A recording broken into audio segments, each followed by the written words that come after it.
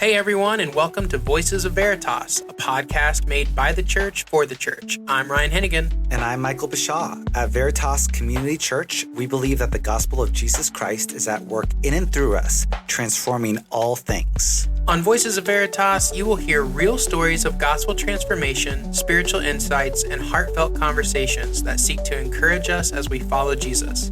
We invite you to join us twice a month to listen, learn, and grow in faith together.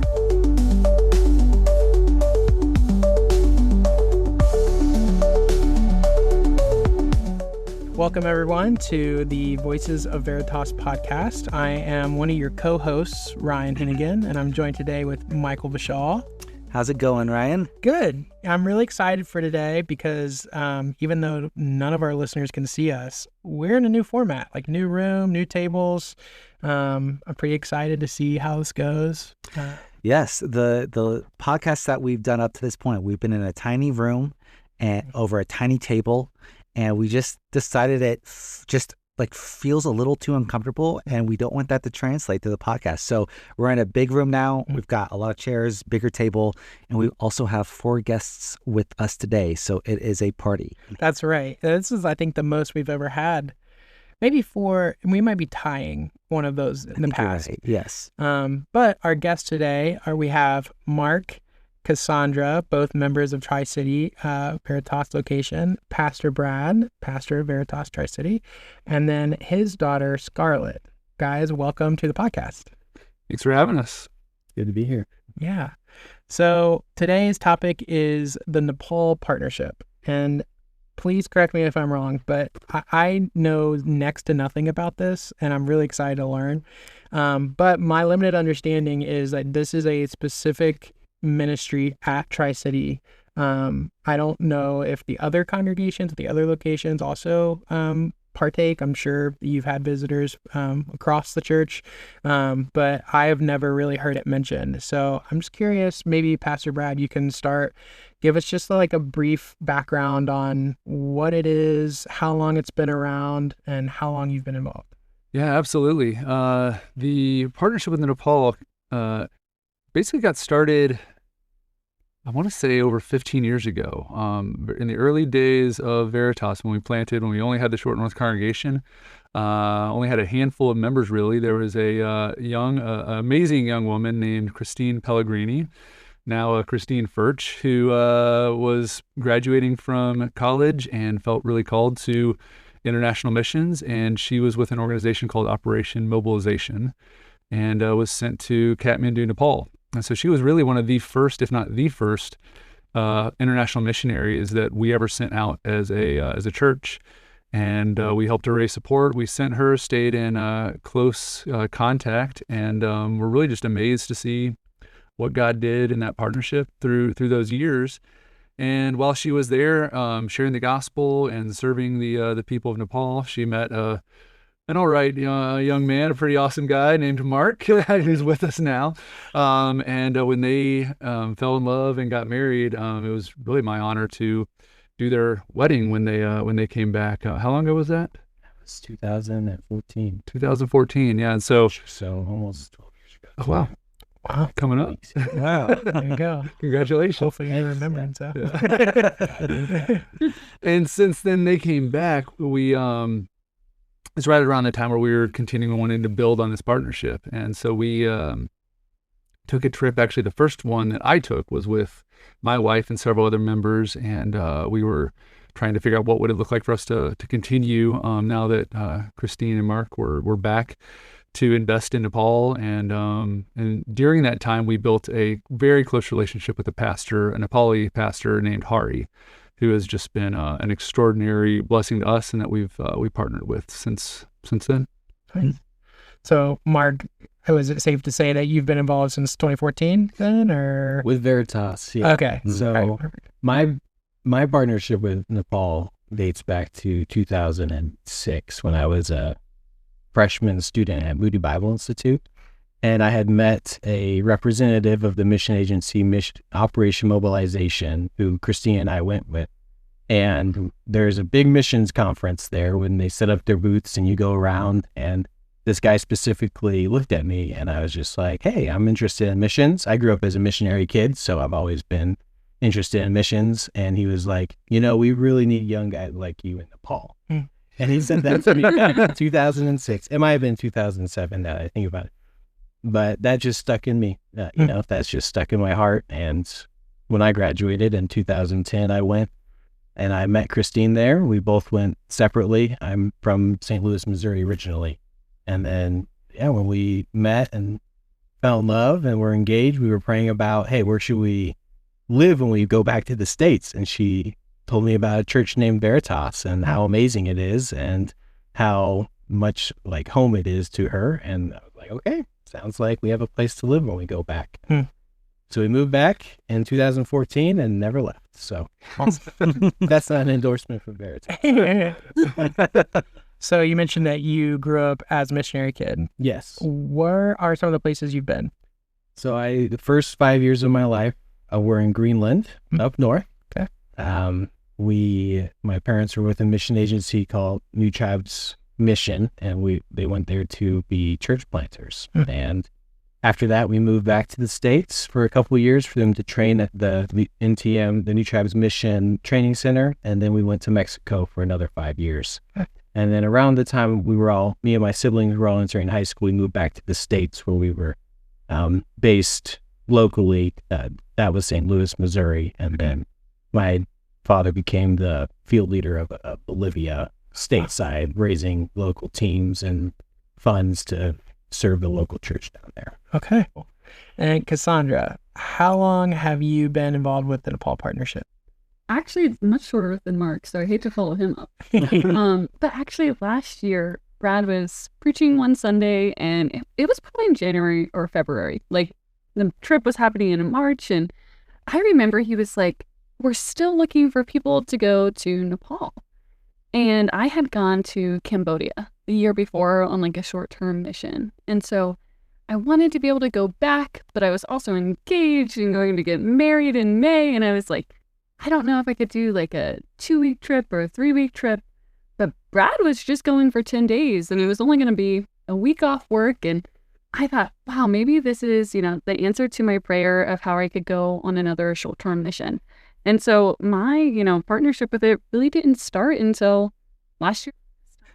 I'm so impressed that you said you were getting married in May. Oh, yeah.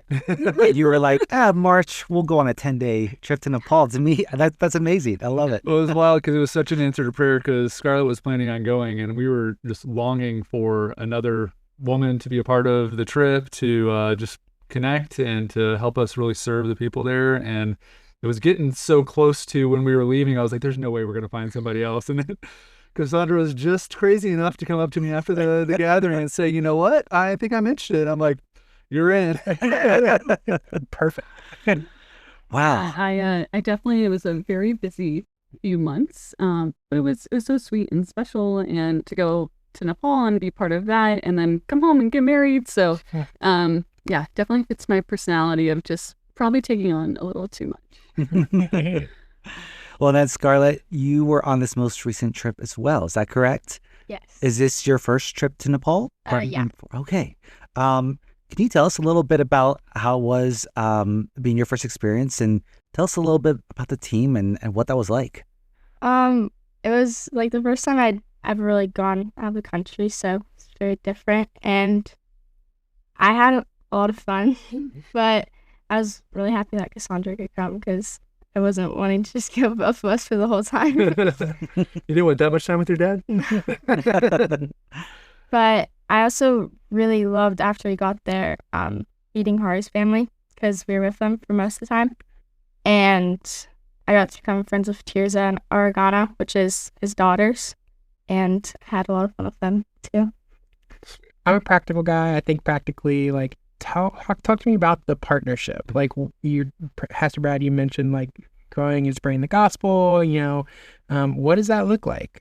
We obviously at Veritas value missions a great deal, but we don't ever want our approach to missions to just basically be spiritual tourism, where you just travel for a short-term trip to have a spiritual experience. We want to make sure that as we invest in partnerships that we were actually having a legitimate, valuable impact to serve the indigenous church, the church that's going to be there long after we're gone. And that is a blessing long into the future. And so when we were taking that first pioneer trip and trying to explore, do we want to do short-term trips with a missions organization that has a presence there that's going to faithfully serve long after we're gone? We had a connection through a former Veritas member with Hari, who was a church planter, a Nepali man who's just an incredible man. So solid theologically and with such a heart for his country, for his people, and just a desire, just a love for Jesus and a love for people. And as we started making that connection, our hearts just really got knitted together, so that he isn't just a mission partner, like he's a friend, like Paul talks about, we were pleased to share our very lives with you as well. And so when we came, no sooner really did we come back from that first trip that we were like, okay, how do we get back and just partner and invest in Hari? And so we started financially supporting them, but really trying to figure out, well, how do we help your church in Kathmandu grow in health, but also to be a catalyst for their mission to reach the unreached peoples in the wider region of Nepal. Huge proportion of Nepalese population lives in Kathmandu. But then once you really get outside of that valley, it takes forever to get anywhere. Mark could tell you stories about 2-week trips across a country that's the size of Tennessee. And so you imagine how long it'd take you to drive across Tennessee in America. Well, it's like a 2+ week trip in Nepal. And that's the places with roads. It's one of the most remote countries in the world. In some areas, it takes a month. You get there by plane, jeep, and then you walk because there's no other way to go. Wow, that's fascinating. Wow. And so a lot of what we've done is everything between sharing the gospel in villages. The first few trips, we're going to a village where we very well may have been the first Christians to really come through there, and just sharing the gospel, just telling people about Jesus, showing the Jesus film, having conversations to explain Christ's death and resurrection to them. And so that was our first couple of trips. And then right around the time we were planning our follow-up trip, COVID hit and really disrupted that. And then the past 2 trips that we've had since COVID have been a lot more focused on equipping Nepali pastors. There is a lot of church planting happening in Nepal. The church is growing there, but they are really lacking theological investment, training, equipping, particularly outside of Kathmandu. And so over the past 2 trips, I've been able to do a hermeneutics and homiletics, so how to study the Bible, how to teach the Bible training, about a 3-day training for, I think both times around 100 church leaders that were coming to these villages. And so some of these pastors and church leaders were literally walking multiple days just to come and attend a training and equipping that we were offering. And so getting to see just how hungry they were to be equipped in the word and how excited they were to be just more developed and better equipped to teach the gospel to their people and to take it forward. And so that's really where we've kind of seen the past few trips, I think, really be significant, is we've been able to train the existing leaders and do everything from just home visits to Christians and prayers, small little medical services. Really, we've tried a lot of things to just be a blessing to them. Cassandra, like, how do you fit into that? Like, what was your experience there in Nepal? Were you mostly helping with forming the leadership there, or were you doing some of the home visits, or what was going on?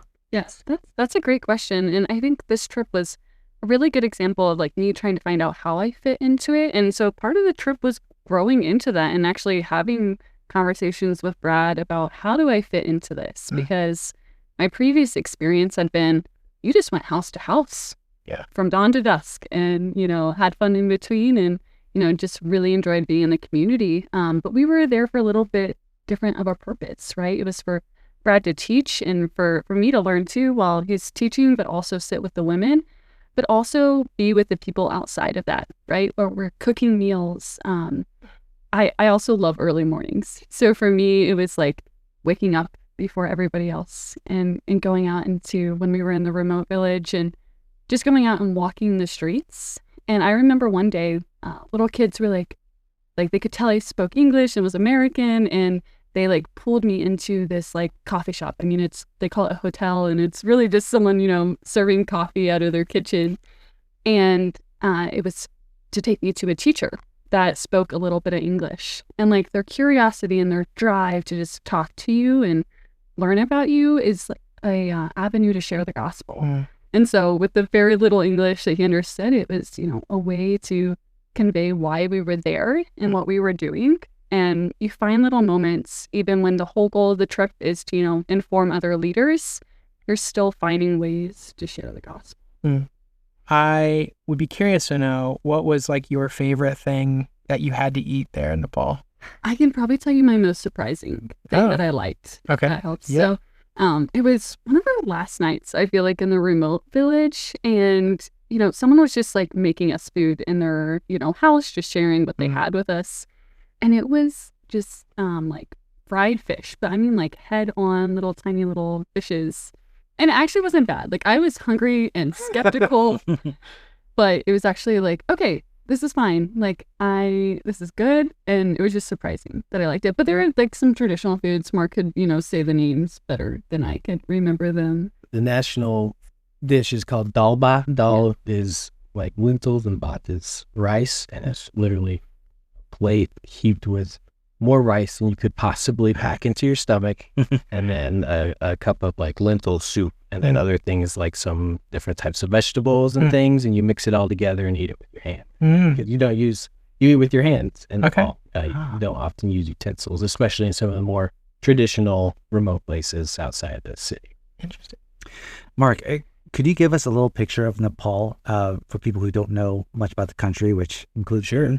And then like on top of that, this most recent visit, like you talk about being in the remote village, where the village is. And can you paint a picture for us of what the travel was like to get there and how long it took? I wasn't on this most recent trip, Yes. but it's all kind of similar. So I can speak on a little bit of it, but I'd love to defer to some of the other folks who were there.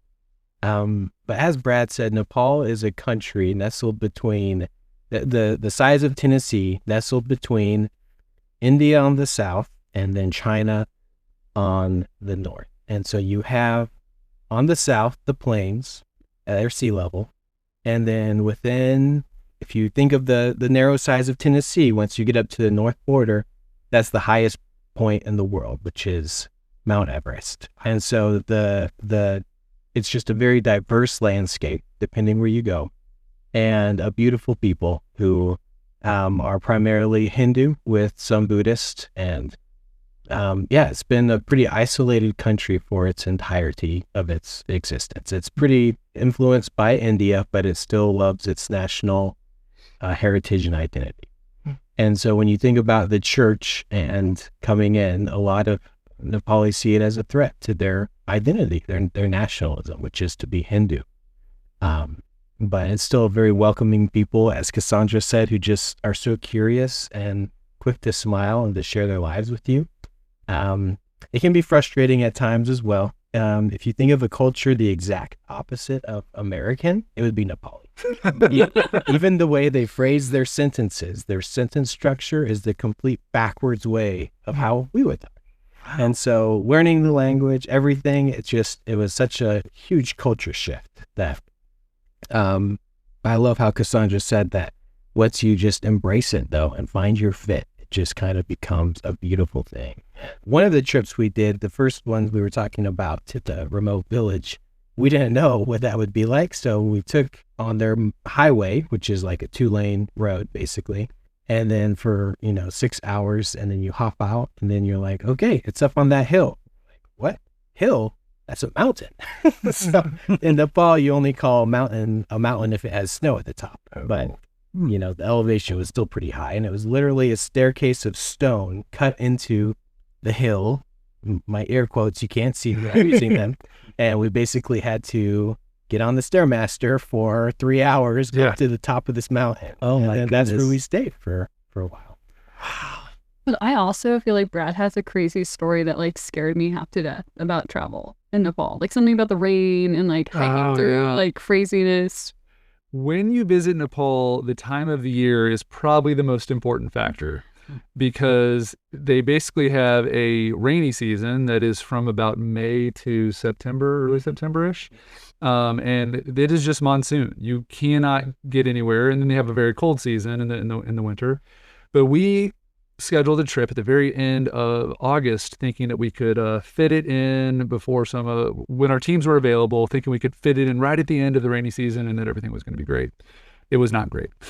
And so we got there and the rain was just unimaginable. And so we were on the main road going from Kathmandu to Gorkha, the Gorkha district. And about 2 a.m., we just got stopped and we were like, what's going on? And asking Hari's translating for us. And we found out that evidently the road had washed out up ahead.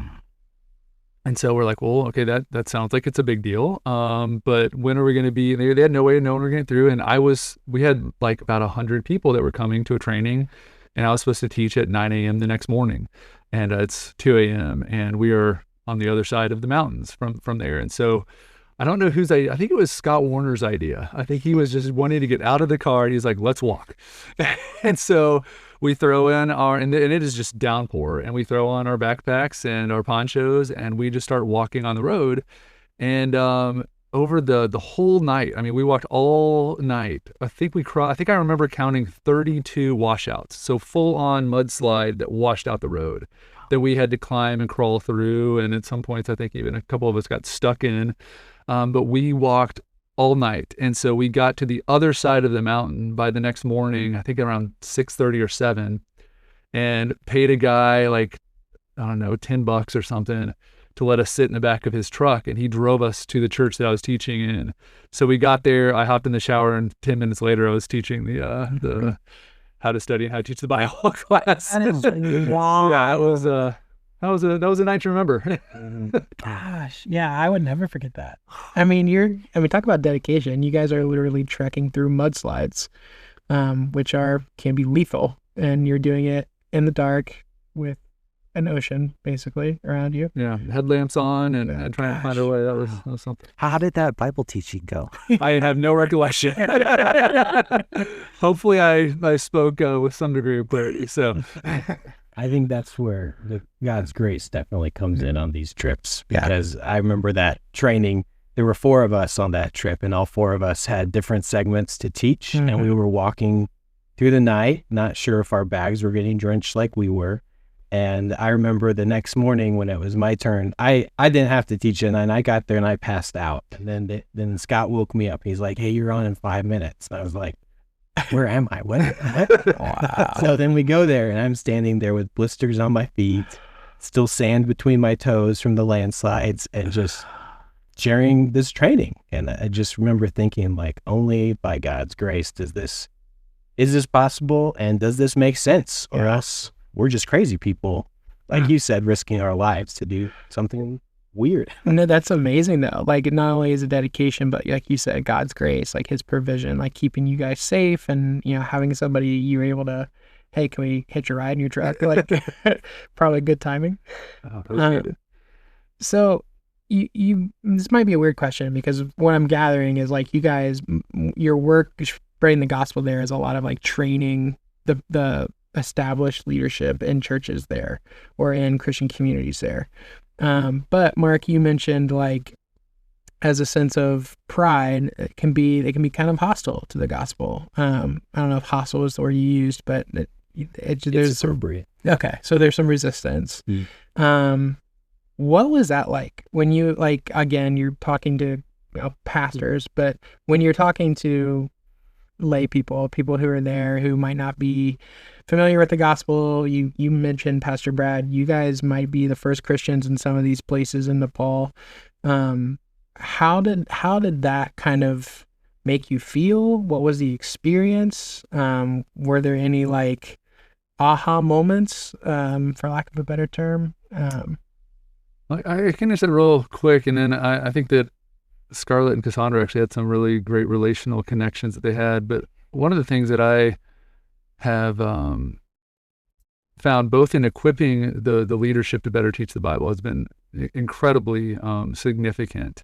But some of the most memorable moments have been conversation I've had with non-Christians. I will never forget at one of the stupas or the temples. I think this one was a Buddhist temple, and they are surrounded by these cylinders with prayers on them or mantras, and people will just go there and spin the wheel. And every time they spin the wheel, essentially it's acting out a saying of a prayer, which helps them earn merit or good karma to then offset their bad karma. So they would just spend the day circling the temple and spinning these wheels. And I was talking to this one man who actually had his own little personal wheel. It looked like a kid's noisemaker for a party. And he just spun it the entire time he and I were talking, thinking, every time I spin this, it's helping me get good karma. And so I remember asking him, why are you spinning that? And and he explained that to me. And I said, well, do you ever think you would be able to spin the wheel enough?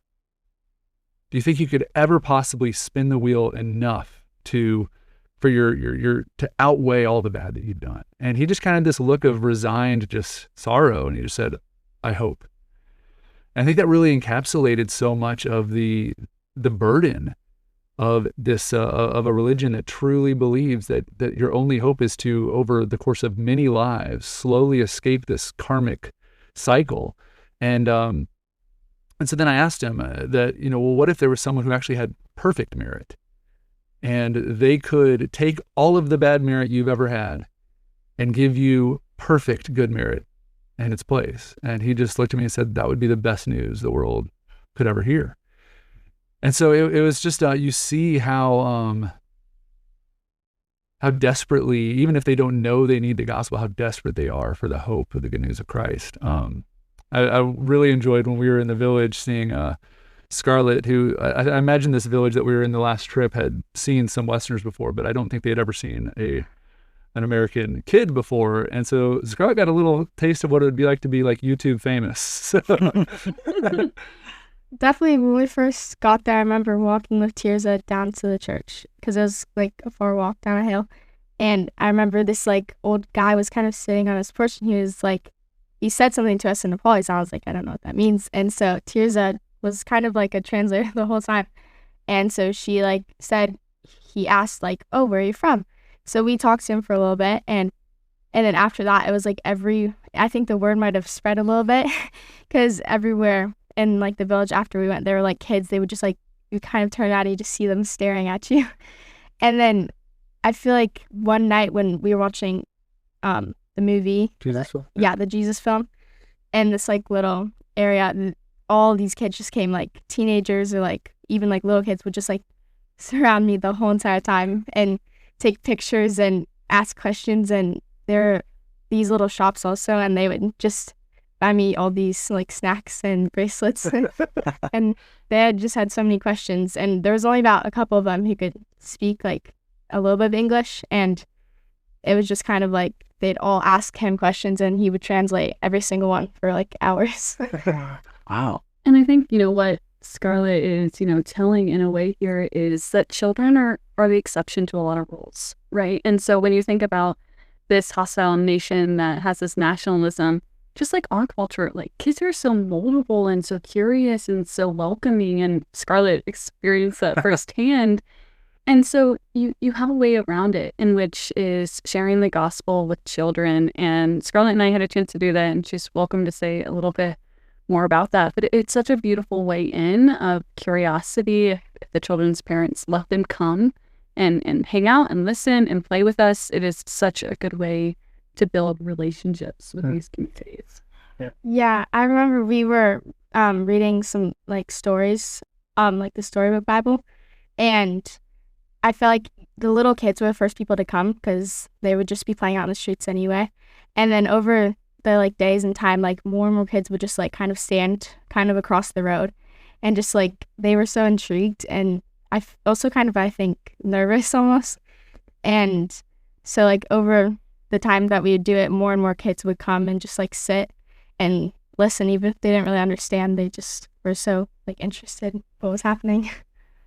Did that make you nervous, Scarlett? Like, what was your experience of trying to talk and engage with these kids?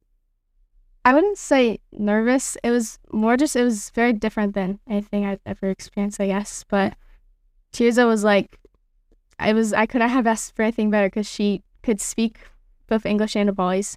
And like walking around with her, I think if I was walking around on my own, I would not have talked to many people. So I think walking around with her, it made them feel more comfortable maybe and more friendly.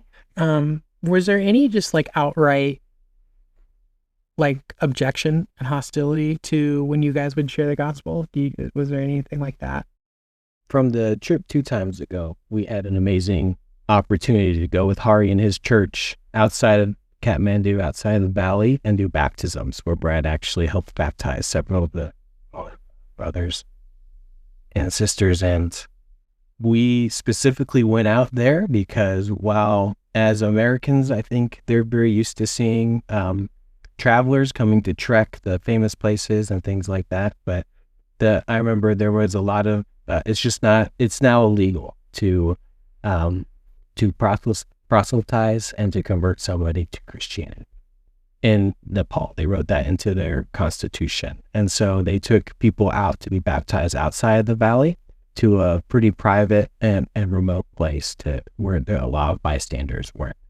And while we were having our worship service after, another Nepali man came up and people got kind of nervous and invited him, and we all just tried to show him love. And just because we did sense that fear though of the church has of persecution. And that was a way we experienced it 2 trips ago.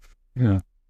I haven't experienced it as a foreigner. I think that for us there might be as a little bit of more gracious. I've definitely seen the Nepalis that we were with at times feeling a little bit more nervous about what may happen. But we've been really blessed in all of our trips to not face really any opposition of real note. In fact, even this last trip in the village that we were in, the local police kind of precinct was next door to the pastor's house that we were staying at, and had no issue. In fact, they were extremely friendly with us when we were walking around. When we set up the Jesus film to be shown, everybody would we couldn't get I brought a battery pack to I literally carried this extremely heavy battery pack on my back the whole way to Nepal, get there and set it up, and it won't work. And I'm thinking, oh no, like we did all this and wanted to show the Jesus film that so clearly lays out the gospel in their language, and just random people kind of worked together to run a makeshift extension cord out of one of their houses so that we could plug in and show it. And it was, literally the neighborhood helped us to carry that out so we could show it. So we've been really really blessed so far. Which is actually even more of a generous thing than it sounds, because it's not like they just have electricity all the time. They only get it for a certain amount of times. I don't know if it's based on like the generator or whatever is giving that supply. It only runs for a little bit and shuts off. Like I remember in the house that we were staying in, that was happening. So if it was anything like that, it makes it even more generous in the fact that they were sharing something that was actually more limited than we're used to. Yeah. That's crazy. So is it still illegal to proselytize? I mean, you said that was 2 trips ago, but it's still in their constitution? So a little more about the history. It was a kingdom up into the 1950s, and then a civil war broke out in Nepal where the monarch family was killed, and then the new government came into power. And that was the first time it was recorded that there were Nepali Christians in Nepal after this time. I'll show you a picture. These are the first documented Christians in Nepal, and you can see them smiling, but they're behind bars because they were imprisoned for that. And so that was what it was back then. It's then became legal to be a Christian and to share. But recently in legislation back in, I think it was 2017 or around then, there was a lot of pressure from India for them to change their constitution and for them to take back up their Hindu pride. And so it did become illegal. And so there's just a lot of nervousness around it. There hasn't been a lot of reaction, as Brad was saying. In some places, they just don't care. Sure. It just kind of depends where it's more extreme, kind of different pockets in the country. Sorry, when you say it's illegal to proselytize and convert, is that specifically talking about the Baptism Act? When we were there on one trip, there was news of 5 pastors being arrested for Nepali pastors sharing their faith with other Nepalis, but it's just so inconsistent that it hasn't been very consistently enforced at different times, and it depends a lot on the city, the region, the area, how you're doing it. I think they would react quite differently if it was much more of a relational connection and you're in somebody's home versus if you just were doing street preaching, for instance, in Kathmandu. It would be received very different. But as you probably heard, that there was a big uprising in Nepal, how is that, 4 months ago, I think, where essentially the youth of the nation really rose up and just rebelled against the corruption that had just so taken the country for so long. And so they are actually having elections, I believe, this week. Tomorrow. Tomorrow, to elect a new government. And I was just talking to Hari a couple of days ago, and he was saying they're very hopeful that that it will continue this trajectory of more and more openness for Christians. And so we'll hopefully see the fruit of that in future trips. So with the enforcement being so spotty, is it unfair to say that like the church is underground there? Like, is it? I wouldn't call it underground because you can clearly see the buildings you go to will have crosses on them, and everybody knows that it's the church that meets there. Hari's openly a Christian. You're free to go to gatherings to worship. Non-Christians can go to gatherings to worship. I think what they're really trying to do is just intimidate the church away from actively pursuing evangelism and to reach non-Christians. And from what I had read on it in the past is that the church was growing incredibly fast, particularly among the lower castes. If you know much about India and Nepal, they're countries, societies that are really ruled by caste systems, and some of that has changed in more recent generations, but it still is an influencing factor. And so you'd have these lower castes, members of the lower caste, that really were just disregarded, despised, just very, I mean, we use the term marginalized here at all, but I don't even think that really touches on how othered these people were. And you hear then believers are coming to them saying, you're not condemned because of some sin you allegedly committed in a past life, but you were created in God's image, you're valuable, and he loves you so much that he came to die for your sins, to invite you into a relationship with him, to redeem you for his glory. And you're proclaiming life and hope to people who've really never had it or never imagined living in light of it. And so you're really seeing a great deal of response to the gospel in Nepal. And so it really does seem a little bit like they're just trying to keep people from doing an act, but didn't have really the desire to consistently at least enforce it, even though I do know that you have to be aware, you know. I'd be curious to know just a little bit more about your personal experiences on the several trips or few trips you've been on. I know, as I mentioned earlier, when I did a trip to Nicaragua, like I experienced some serious culture shock the first day, because we did a homestay, and everywhere is different, but some of the homes we were in like didn't have running water. Some of the homes you would see like barbed wire fences everywhere. I just didn't know how safe you were. So it's just like once you got through the jet lag, it's like the culture shock set in.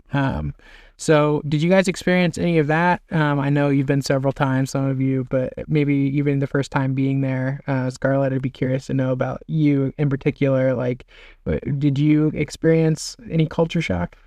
Definitely. I think the first part was probably the plane. There. It was very different than planes here. I feel like we rode with like an Indian plane. It was not a good plane experience. I'll just say that. Literally, the armrest came off when I sat down. The tray table fell off of my seat. It was rough. Yeah, but definitely like the houses there. Even just like the way that the whole city was so different than here, I guess. And also the people are just like, I don't know. Lots of people we met were just like so welcoming, and like Alina was just like, I'm your mother in Nepal now. Like you have a mom here and there. So I feel like it was just like it was so different. But I don't know. I really liked it. What about the hamburger you ordered that one time? Oh, Gosh, it was me and so- Cassandra wanted a hamburger so bad, and then we went to this one place. We got it, and it was the most disgusting thing ever. I get a little cultural background for this. It's not beef in Nepal. What would it be? It'd be buffalo, Terrible. water buffalo. Oh, Yeah. yeah. It's like filled Water. with It chunks. grows on you. It's I literally. So, Mark, you're a fan. And so watching their disappointment as they were just so looking at, we were in Kathmandu at a nice restaurant, and they're like, I just so want that hamburger. It looks so good on the menu. And they ordered it, and I was just like, I don't think that's going to be what you think it's going to be. and then you tried it, and you're like, it can't be that bad. It's like, it is terrible. Was it just a hamburger besides the fact that the meat was different? Was it still like an American style Yeah, burger? yeah. It was an American style restaurant. Yes, yeah. Okay. Very tourist based. Yeah. But still like the, And now the pizza there, we had It's so good. fantastic Yeah. pizza. And you really liked the dalbat. Oh yeah, though especially the stuff in the village, they would spend all day making it, and like the chicken would be like butchered that day, and Chicken was everything. alive a couple hours before you ate it. It was really good. What is dalbat? It's the rice and the lentil soup. Oh, that okay. You said that. Sorry. What does water buffalo taste like then? What is the texture? It's like a really flavorless. It has the consistency, I think, more of. It also beef, it feels but- like there's like a lot of, I don't know if it's lentils, but something is like mixed in with it, and it was just like there'd be gross like green stuff in it. I don't even know. Yeah, I couldn't tell you. I took Yeah. one bite and I called it.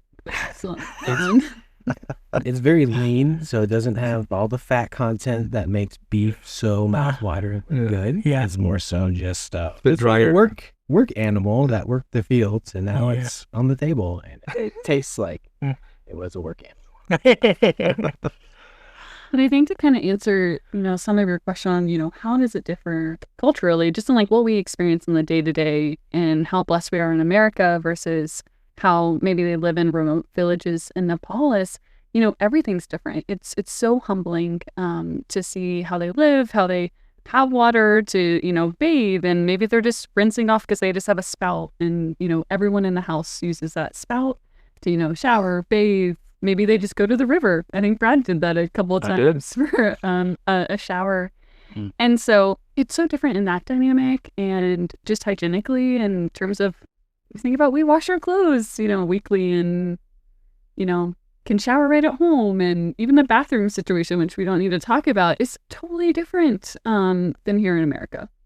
I do think one of my favorite memories was when we were, it was actually one of the nicer village houses that we've stayed in was this past trip. And, we were still just rolling out sleeping bags, sleeping on the floor. And it's essentially a house that was nicer, but it was made with just mud bricks and made by hand by people in the village. Because I believe this last trip, the village we were in, as of 5 years earlier, there was no road to it and there was no access to electricity or the internet. And so I think that it was essentially Hari had first gone there because they just started trekking and walked for several days until they came to a village where they found some believers, because there was a Christian in this village who had came to Christ on a trip to India.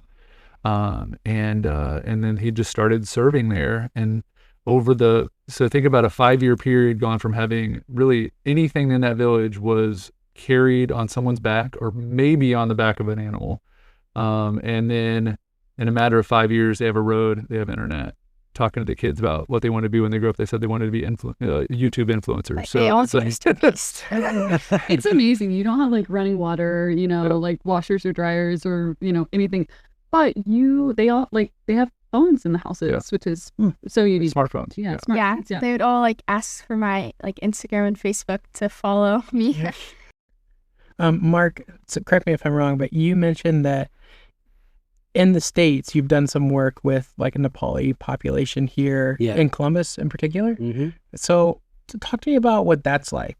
It was a secular job run through Columbus State Community College, where we partnered with elementary schools around Columbus to go in and do a after-school program for people learning English as a second language. And so I was based in the North London community, which at the time had an extremely high density of Nepali people. I mean, I would drive through apartment complexes up there to do home visits with these people, and it felt like I was driving through little Nepal, because you'd see people hanging clothes on lines outside of their apartments, and you'd smell Dalbats drifting through the air, and you'd walk by and you'd have people excitedly coming out asking me to come in to have a cup of tea. And it really felt like Nepal in America. Specifically, Bhutan had a population of Nepalis who Bhutan then exiled, kicked out of the country. And then when they went back to Nepal said, "You've been gone for a century. We don't recognize you as Nepalis." So then they became refugees. And so then at that point in time, Columbus, Ohio had the highest population of Bhutanese Nepalis outside of Nepal at the time. In what ways do you think the Lord met you or stretched you, and the trips that you've taken to Nepal and the experiences you've had? Cassandra, maybe, I don't know if you're ready to share. Or, Yeah, I mean, I kind of touched on it a little bit earlier, but I think on, this trip specifically, this most recent trip, it was so hard for me not being one of the teachers, not to just settle into the pace that is Nepal, which is slower, and to be more of an encourager and to more live life with them and share the gospel that way. And so I really struggled. I remember, taking my study to, one of the coffee shops as we were passing through town and just praying to God, like, help me be at peace with what I'm doing here. And so it was really hard for me to adjust to the Nepali lifestyle and how I could serve. One thing to add to that is a big part of why I was so excited for Cassandra to come is she was one of the most passionate and yet flexible people that we've been blessed to take on a trip. Sometimes people who really need to have everything just go by the book struggle when we get there. And I would say that Cassandra's probably a pretty organized, detailed person, and yet she just had this spirit-filled flexibility when things needed to change. But one of the real desires is, since getting this partnership kind of relaunched post-COVID, is as much as it's a blessing to invest in pastors and leaders, we didn't want it to merely be a trip where that's all that we're doing. And so just having her there, and I remember just kind of commissioning her, I'm like, please just look for any opportunity, not just for this trip, but for the trips going forward. Help us to dream about, how we could craft a team to better serve, better equip, better train, better evangelize, better do everything that we could do. And I think you just kept a journal pretty much most of the time. It was like, okay, these are all the things I would change for future trips. And it was like, yes, like that's what we really want to. Scarlett, what about you? What do you think something from this trip maybe you learned or the Lord was teaching you or met you in some way? Especially for me, I like the traveling, like there and back was my least favorite part, I think. And I get very anxious about some stuff. And I think throughout that time, I've learned, not that it was just worth it, but that it's because of what we were doing, it was going to be okay eventually, I guess. Yeah. It was worth the struggle. Yeah. It's good. I like that. Pastor Brad, what about you? I think I've been there enough now where I think you can kind of drift into this, I know what to expect. And so this last trip, I was teaching, again, how to study the Bible, how to teach the Bible. And then at the end, we had some extra time, and we're just doing kind of a Q&A with the pastors that were there. And what really struck me is was I started getting tons of questions about food sacrificed to idols, which, if you haven't read the New Testament recently, is kind of a pretty big theme in the New Testament. And as Americans, we read these, letters of Paul, particularly, 1 Corinthians chapter 8, and we just can kind of be like, what is the point of this? When am I ever going to have to think about this or apply this to my life? And we almost just think that it's disconnected. And there's huge populations of believers throughout the world that this isn't just a relevant question. This is a primary question of what do I do about following Christ and making this clear turn from my past life in idolatry and worshiping false gods to trusting and following Jesus. And so I just was getting all of these questions about, well, what do I do if my neighbor asks me over for dinner and I know that they sacrificed the animal to an idol, to a false god? And then you'd have even others where it's like, well, then what do I do if they tell me that they're going to be worshiping this false god, and they invite me over for a festival. And so it was like exactly the answers that are the questions that Paul is answering in 1 Corinthians and some of his other letters. And it was just this really rich and pretty humbling moment to see how living and active God's word is, and not just for our American cultural moment, but for all people, all times, and all places. Mark, we'd love to hear, like, especially since you've had such a long period of time being involved in the ministry, and just how has it evolved over the years, and how has your experience, your personal experience, been from the start to where it is now, and how have you seen God meet you through the ministry?